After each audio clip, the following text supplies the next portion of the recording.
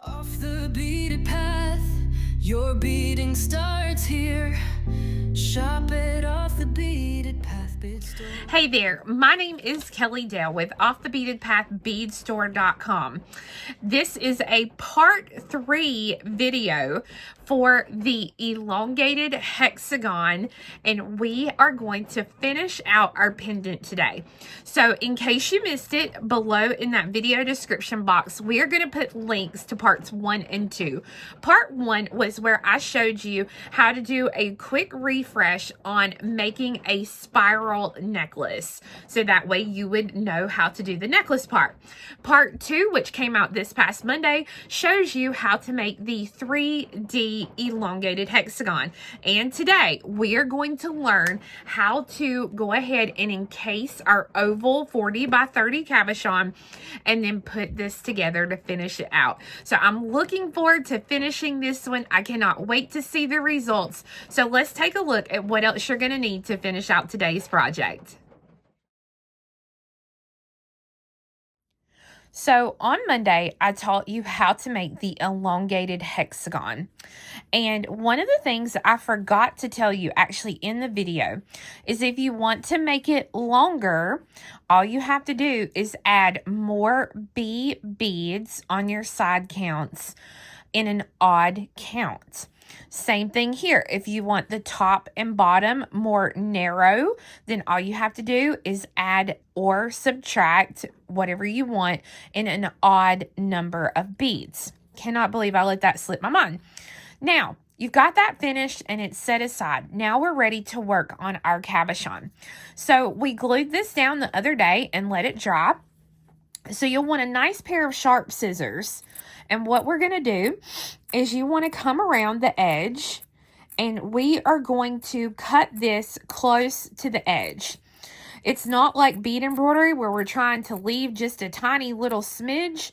We are getting rid of every single little bit that you can see from the front. We have just used this just to protect the back of our piece. So don't really want to see it from the front. So anything you have that is a little extra, just cut it off. So now the back looks like this and your front should look like this. We are going to thread a needle with about 2 yards of thread. And I'm going to do something a little bit different for this cute little snowman that I have. In my other samples that I've done, you can see that I have encased those samples with the B beads, which is the same color as the B beads on the octagon, or not the octagon, the elongated hexagon.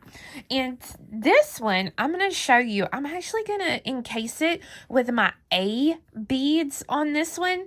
So it's going to look a lot different. You'll notice that when I lay my round or oval cabochon down in place, you'll notice how it fits. It fits pretty well in there.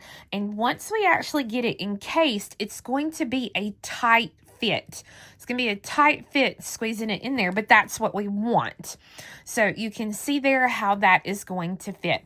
So I'm going to go ahead and get my needle threaded, and we want to put on 88 either B beads or, like I'm doing here today, my A beads, 88. Now, once you have your 88 beads, count them, double count them, triple count them to make sure you have 88 beads. Now, I know the question's going to be, how did you get 88 beads? How I got 88 beads was I threaded on my delicas onto, my regular thread that I'm using now. And let me kind of pull it down here so I can go through it. So once I put on a certain amount of beads, then I took and I went through the first and second bead that I threaded on so that I had a circle of beads. And then I took that circle of beads and I put them along the outer edge of my piece. I have no space in between my beads and they go all the way around. So that is how I figured out I needed 88 beads. You can do this for any size cabochon that you have, like oval cabochon, and even the round ones that you use. You just have to make sure that your beads go all the way around the widest part of your piece, and that there's no spaces between your beads, whether tight spaces, little spaces, bigger spaces, whatever. You need no spaces, and they need to be nice up against your piece. Then you'll know that you have the right amount of beads for what you are working on. So I've already gone through a couple of beads here. So what I'm going to do now is I'm going to work circular peyote, tubular peyote, however you want to look at it. But I'm going to pick up one bead. I'm going to skip one bead, and I'm going to go through the next bead. And I'm going to pull it. So it's going to look just like our 3D shapes when we started building, how that looks there. That's exactly what we're doing. So pick up a bead, skip a bead, and go through a bead like that. And I'm going to continue to work around the entire piece, picking up a bead, skipping a bead, and going through a bead until I've gone all the way around. So once you reach the end of the row, you'll notice here that I have enough room left to add one bead. So what I'm going to do is I'm going to take the needle, I'm going to skip one bead and go through the next bead. Now, once I go through that bead, I have completed the row. And now I need to do my step up. So to step up, I am simply going to go through the first bead that I added in the round, which is going to be the very next bead, kind of at a diagonal right here. So you can see I'm coming out of this bead, so I'm just going to come to that very next bead. From here on out, I just pick up a bead and I go through the next bead sticking up, which I know this, I got it twisted, so I'm just going to fix that there. There we go.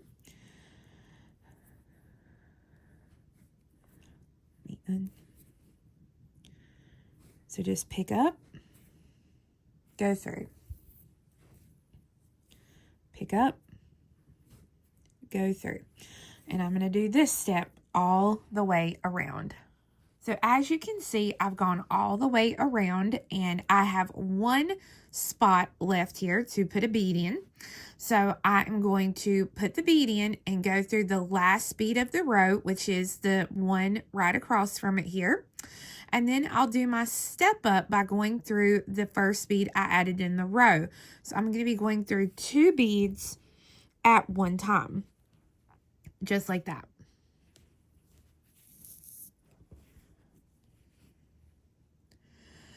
Now, you need to work, right now you have 1, 2, 3, 4. And you have a row of 2, a row of 2, a row of 2, a row of 2.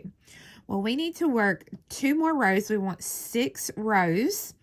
And you will have a row of 3, a row of 3, a row of 3, a row of 3. Just make sure to step up at the end of each row. Okay, so I'm done with my 6 rows because I've got 1, 2, 3, 4, 5, 6. 6 rows there, and I've got rows of 3, rows of 3, rows of 3, rows of 3. So now what you're going to do is you're going to transition from using your delicas, and you are going to start using your seed beads, which are your size 15 seed beads. And we want to work 2 rows using the seed beads. So we work them just like we did our delicas. It's just as you work, you want to make sure that you pull the thread a little bit tighter, because as you work the first and the second row, these 15s are going to start kind of pulling to the center, and that's what you want them to do. So do 2 rows with your C beads. So as you can see, once you finish with your C beads, your piece should now be cupped like this with the 15s towards the center. If they are not, if you left this loose, then you need to go back and just go through the C beads again. You're not going to be adding anything. Just go through, and as you go through each bead, just pull pretty tightly so that way it will pull it to the front like it needs to be. Now, I'm finished with the row, so I have to take the needle and pass through the beads. You can pass through really easy at a diagonal because that's kind of how the beads are. But pass through at the diagonal to come out of an up bead here along the back. And when I say an up bead, you will notice there it's any bead that is sticking up. So we're coming to that bead, and at this point, I'm going to take another needle and I'm going to pass this tail thread through several beads to lock it in place and get rid of that tail thread. Once you've gotten rid of that thread and you are coming out along the back side, go ahead and take your cabochon and you are going to lay it in the encasement. And when you lay it in the encasement, it should look something like this. You can flip it over and kind of get an idea what the front is going to look like. And it's going to be so cute. And then you flip it over like this. Now, as you work, we want to work these rows with the cabochon in place. It just will make your life easier. So what I'm going to do is I'm going to thread on a C and then go through the next delica that's sticking up there and pull it tight. So as I work around this row, I'm going to pull that thread tight so that it pulls up onto the back side of the piece. If it's not doing that, you need to pull a little bit harder because we need it to pull up to the back, just like this. So I'm going to continue to work this row. And as soon as I get this row done, I'll come right back with you to show you what we've got so far. After row 1 of adding my C beads, this is what my piece looks like. So now I'm going to go through and I'm going to add another row of C beads, pulling the thread tightly so that it really comes to the back and holds this stone in place. So once you have your piece finished with your 2 rows on the back of your C beads, it should be fully and tightly encased. If it's not, make sure to go through your C's again, pulling them tight, or add another row of C's. So I have passed through the beads to exit a middle bead of a row of 3. So, we have rows of 3, but here near the center at the top, I'm going to go here at the top, I'm going to be coming out of the center bead of the closest row of 3 to the center. Okay, I guess that's the best way to say it. And now I am ready to put this into the shape. So I'm going to grab the shape that we did back on Monday. And when you first put it in here, it's not going to go in completely good. So you kind of have to take and pop it in there so that it fits wonderfully in there. It's going to be a little bit of a tight fit, and that's what we want. We want it to do that. We want it to be even. So that is perfectly what we need. Now we're going to be working with these 3 beads right here. So if you have a thicker needle, like a size 10 or something like that, you may want to change it as you go through your beads. If not, you are going to bust the beads and you are going to be highly perturbed. So I'm going to thread on 2 of my C beads, and I'm going to pass the needle. See, my thread is coming out up here to the top, so I'm going to come this direction through that A. That's an A bead. Now I may have to, there we go. All right, so I'm not going to pull it all the way through yet. So I went through the A, the C, and now the A. And I'm going to pull it tight. Make sure to pop my little piece back in place here. And then I'm going to thread on 2 more of my C beads, and I'm going to go through that same A bead here along the encasement that I'm working with, so that now that is tacked here at the top. Now I'm going to go through and I'm going to reinforce this several times, and then guess what we're going to do? We're going to come down here to the bottom, and we're going to do the same thing here at the bottom. So I'm going to finish tacking this, and I'm going to tack this, and then I'm going to show you what it looks like. Now, I did want to give you one other thing that you can do. If you're kind of a loosey-goosey stitcher and you feel like that it's not a tight fit of your cabochon and your shape, then once you finish doing your connection here, you can actually take and flip your piece over, and I'm going to pull the needle through to this side. And right now, we are coming out of the second bead here on the row. So I can pass through the third bead of that same row. And then I can do those same steps to tack it here on the back as well. So again, I would just pick up 2 of my C's and then go through the A,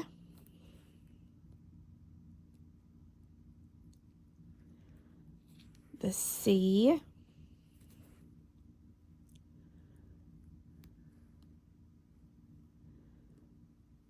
and the A, and then thread on 2 more of my C's and pass through that same bead again. So now you have it tacked on the back and you have it tacked on the front. So at this point, I would go through and I would reinforce this again.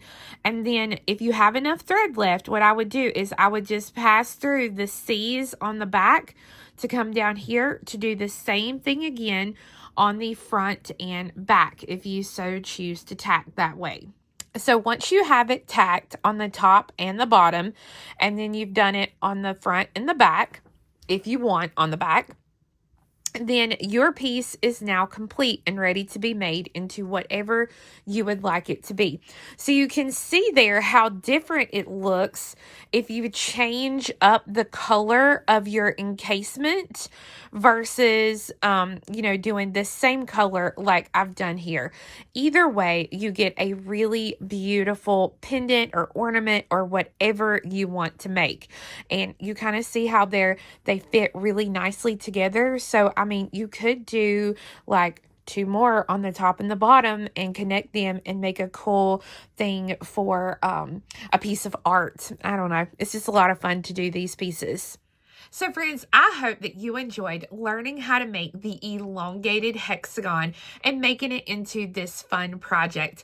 I also want to thank all of you who hung out with me since July of this year during our Shapes of Summer bead along. We have done so many fun projects, and it's just been an honor to be able to create these projects for you.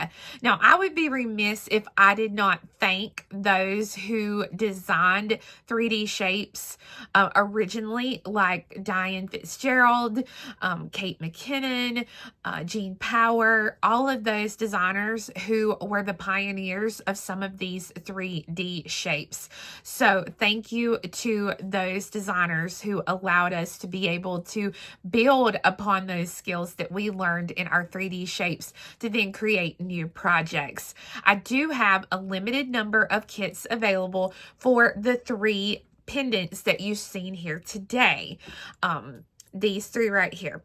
They are available on my website at offthebeadedpathbeadstore.com, and you can also get the full step-by-step pattern for this project again on my website. Thanks so much for watching, and come back next time when we are actually going to start another bead along. I cannot wait to get started. So we'll see you next time. Bye-bye. Your beading starts here.